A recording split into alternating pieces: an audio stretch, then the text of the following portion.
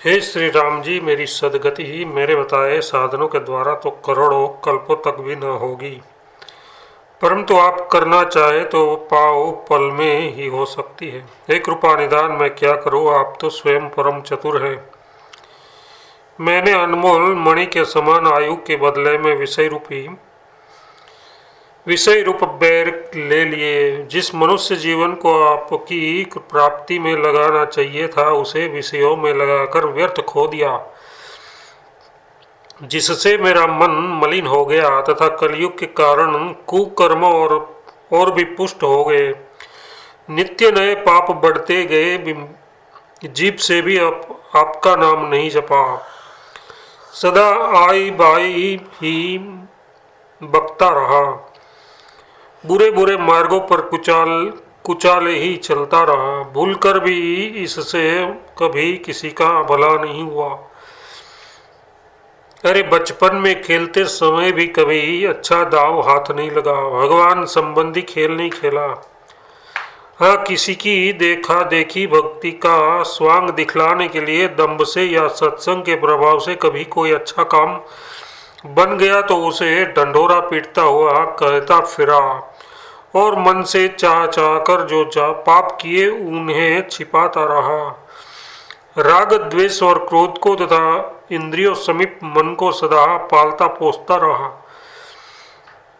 सदा राग द्वेष और क्रोध के तथा मन इंद्रियों के ही वश में रहा।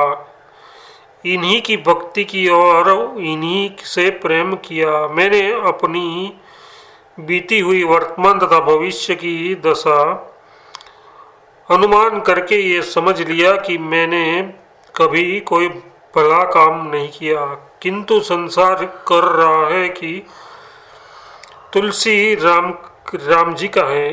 संसार कह रहा है कि तुलसी राम जी का है, और मुझे भी आप पर विश्वास और प्रेम है। अब चाहे झूठ हो या सच, ये है स्वामी श्री रघुनाथ जी, मैं तो आपके ही आश्रय पड़ा हूँ। हे नाथ, कुछ कहा भी नहीं जाता और कहे बिना रहा भी नहीं जाता। आपकी भलैया लेता हूँ, यद्यपि बड़ों के सामने अपनी गरीबी सुनाने में बहुत सुख मिलता है। तथापि कहा तो प्रभु का महान बड़प्पन और कहा मेरी छोटी सी क्षुद्रता, कहा तो प्रभु की पवित्रता और कहा मेरे पापों की अधिकता। इन दोनों और की बातों पर विचार करके मन संकोच के मारे सहम जाता है। कुछ कहने की हिम्मत नहीं होती, पैर पीछे पड़ने लगते हैं। परंतु स्वामी की सुंदर साधुता, शरणागत कैसा भी दीनहीन मलिन हो, आप उसको आदर के साथ अपना ही लेते हैं। सुनकर ये मन फिर सन्मुख जाता है।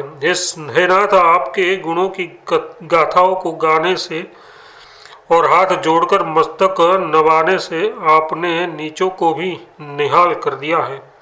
ये आपके प्रेम की रीति की चतुरता है। इस दरबार में गर्व से सर्वनाश हो जाता है और गरीब एवं नम्रता से ही योगक्षेम की प्राप्ति होती है। रावण सरीखा तो कोई प्रतापी नहीं था और विभीषण के समान कोई दीन दुर्बल नहीं था, परंतु इस प्रसंग में आपकी प्रेम की पराधीनता को स्पष्ट समझ में आती है। शरणागत दिन विभीषण को लंका का राज्य और अपनी अनन्य भक्ति का दान कर दिया तथा रावण का सर्वनाश कर डाला। यहाँ यथार्थ आपके दरबार में की हुई चतुराई हजारों मूर्खता के समान है। यहाँ तो सीधे साधे सच्चे भाव से अपना दोष स्वीकार कर लेने से ही सारी मलिनता मिट जाती है।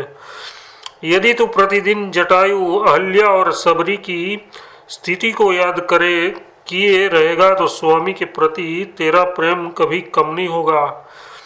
वे बेचारे सरल अहंकारहीन शरणागत थे, इससे नाथ ने उन्हें सहज ही अपनाकर कृतार्थ कर दिया। आपका नाम कल्पवृक्ष की भांति समस्त कामनाओं को पूर्ण कर देता है। नाम का स्मरण करते ही कलयुग के पाप और कपट क्षीण हो जाते हैं। हे करुणा निधान तुलसी यही वरदान चाहता है कि वह सीतापति श्री राम जी की भक्ति रूपी गंगा जी के जल में सदा मछली की तरह डूबा रहे। हे नाथ, इस अपने दास के मन की बात आप ठीक ठीक समझ लीजिए। मेरी बुद्धि रूपी सुंदर प्रतिव्रता स्त्री ने आपके भरोसों को अपना स्वामी मानकर उसके साथ विशुद्ध प्रेम करने का नियम लिया है और सुंदर आचरणों में उसकी रुचि है। पाप और पुण्य के वश होने के कारण मुझे सभी के साथ रहना पड़ा। इसमें मैं अपनी और पराई दोनों ही की चालों को परख चुका हूँ। नाथ, मुझे अपनी भलाई या बुराई की न तो कोई चिंता है न डर है। आपके शरण होने पर भी यदि भले बुरे की चिंता लगी रही या भय बना रहा तो ये शरणागति ही कैसी। स्वामी के शरण होते ही मैं निश्चिंत और निर्भय हो गया हूँ। ये मैं श्री सीतानाथ जी की शरण शपथ खाकर सच सच कह रहा हूँ। बनावटी बात कहूँगा तो वह चलेगी ही नहीं, क्योंकि आप ज्ञान और वाणी के स्वामी हैं, बाहर और भीतर दोनों की बात जानते हैं। आपके सामने है मुँह की और हृदय की बात कैसे छिप सकती है। तुलसी आपका है और आप तुलसी का हित करने वाले हैं। इसमें मैं यदि कुछ भी कपट रखकर कहता हूँ तो मैं घी की मक्खी हो जाऊँ भाव। जैसे मक्खी घी में गिर कर तुरंत मर जाती है, उसी प्रकार मेरा भी सर्वनाश हो जाए। अरे मन, एक बार तू मेरी बात सुन ले, फिर तुझे जो अच्छा लगे सो करना। तू अपने चारों नेत्रों, दोनों, दो बाहर के और दो बुद्धि रूपी दो भीतर के ऐसे देख कर बता दे कि तीनों लोकों और तीनों कालों में भगवान के समान तेरा हित करने वाला कहीं कोई है। शरीर रूपी घर में रहकर तूने अनेक योनियों में नए नए संबंधों के प्रेम का अनुभव किया और अपन अनेक उनके कपट भरे प्रेम को भी परख लिया। अंत में सबके प्रेम का भेद खुल गया। जगत के इस विषय जनित संबंधी मित्रों का समाज क्या है? ये दगाबाजी का सौदा, सुत लेन देन का व्यवहार है। जब जिसका काम स्वार्थ होता है तब वह पैरों पर गिरने लगता है, परंतु काम निकल जाने पर कोई बात भी नहीं पूछता। देवता भी बड़े चतुर है, तूने उनको भली भांति पहचाना है या नहीं? वे पहले करोड़ों गुना देते हैं, तब कहीं एक गुना देते हैं। अब रहे कर्म धर्म, सो वे भी श्री राम जी के आधार बिना केवल परिश्रम मात्र है। जो भगवान को छोड़कर ईश्वर की परवाह न कर केवल अपने सत्कर्मों पर विश्वास करते हैं, उनके वे सत्कर्म ठहर ही नहीं सकते। उनका करना तो राख में हवन करने या ऊसरा जमीन पर पानी बरसने के समान निष्फल है। जो आदि में, मध्य में और अंत में भले है और भले सभी का सदा कल्याण करते हैं तथा जिनका यश और लोक और वेद में सर्वत्र फैल रहा है, ऐसे श्री सीतानाथ रामचंद्र जी के समान शील निदान स्वामी दूसरा कोई नहीं है। अरे दुष्ट, तो उसे भूला सा बैठा है, फिर तुझे कैसे कल पड़ रहा है? अरे जो जीवन प्राणों का परम हेतु, अत्यंत प्रिय और नीचों को पवित्र करने वाला है, तू उनका निरादर कर रहा है। तुलसी, कौशलपति और कृपालु श्री राम जी ने तेरे लिए चित्रकूट में जो लीला रची थी, घोड़ों पर सवार दो सुंदर राजपूत वीरों के वेश में साक्षात दर्शन दिए थे, उसे चित्त में स्मरण कर। हे प्रभु, मैं शरीर को पवित्र रखता हूँ, मन में ही आपके प्रेम के लिए रुचि है और मुंह से भी कहता हूँ कि मैं श्री सीतानाथ जी का सेवक हूँ, किंतु समझ में नहीं आता कि किस दुर्भाग्य के कारण नाथ के साथ मेरा सर्वश्रेष्ठ संबंध और प्रेम नहीं होता। मैं पानी चाहता हूँ तो आग मिलती है और इसी प्रकार अमृत का जहर बन जाता है। शांति के बदले अशांति की जलन मिलती है और अमृत रूपी सत्कर्म अभिमान रूपी विष पैदा कर देते हैं। संतों ने कलयुग की जो कुटिल चाल कही है, वे सब कुटिल चाले कही है, वे सब ठीक है। मुझे सूर्य और रात्रि का कुछ भी ज्ञान नहीं है। यथार्थ में ज्ञान और अज्ञान को यथार्थ रूप से नहीं पहचान सकता। कलयुग मुझे अंधा समझकर वन की सीनी के घी का अंजन लगाने को कहता है। जब मैं ये विकार भरा उपचार सुनकर उस पर विचार करता हूँ कि मुझे उसका घी कैसे मिले, अज्ञान रूपी वन में वासना रूपी सीनी रहती है, विषय विषय उसका घी है, वह तो समीप जाते ही खा जाएगी। विषयों में फंसे हुए जीव को ज्ञान रूपी नेत्र कैसे मिल सकते हैं? वह मेरे हृदय में बुद्धि बल को हर लेता है। बुद्धि बल के नष्ट हो जाने से मुझे कलयुग का बताया हुआ उपचार यानी वो विषय भोग अच्छा लगता है और मैं उसमें लग जाता हूँ। इसी विघ्न के कारण मैं आपके साथ सर्वश्रेष्ठ संबंध और प्रेम नहीं कर पाता। आपसे कुछ कहना है पर उसे कहते हैं संकोच हो रहा है कि कहीं मेरी बात फिर फीकी न पड़ जाए, खाली न चली जाए। इसमें मैं आपको भलैया लेता हूँ। बात यह है कि जरा अपने पास बुलाकर इसे कलयुग को रोक दीजिए, जिससे ये तुलसी सरी के जड़ जीवों का ख्याल छोड़ दे।